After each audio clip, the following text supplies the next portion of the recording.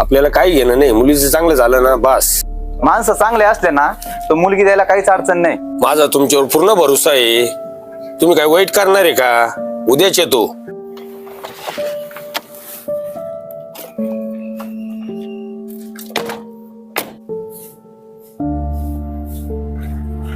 कोणाची गाडी आली? हो नाही आज पत्ता दिल तो. आणि मग हे घरी हे घरी तिथं कोणतरी बसले, त्यांना विचारू आपण. चला का भाऊ नाही? कोणाला भाऊ राहिले? इथं ते रमेश जाधव कुठं राहतात हो? रमेश जाधव हे काय समोर घरी? पण काय काम काढलो? हो काय नाही, मुली करता स्थळ पाहायला आलो तू. कोण? रमेश जाधव? काय हो, काय झालं? माणसं तर चांगले आहे ना? अख्ख्या दुनियात तेच घर भेटलं का तुम्हाला? तुम्ही काय बोलताय आम्हाला समजा ना.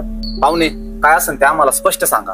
तुम्हाला कोणी सांगितलं ते सोयरे? साऱ्या दुनियाचं तुकार दारुड पोरग येते, कशाला पुरेच वाटोळ करत्या? त्यांच्या बाबतीत आम्ही सगळं चांगलं ऐकलो होतो. हे 100% खरंय, पण माझं नाव कोणाला सांगू नका. बरं झालं तो माणूस देवासारखा भेटला. आता ना मुलीचं नुकसान करून घेतलं असतं. चाल घरी. हे बघ दादा, तू पण त्यांच्या रुषात ठेवला का? डोळ्यात आणि कानात 4 बोटाचं अंतर असतं. आपल्याला त्यांच्याबद्दल सर्व काही माहिती आहे. लोकांनी चांगलं सांगितलेलंय. केवळ त्या माणसावर विश्वास ठेवून नाही चालणार.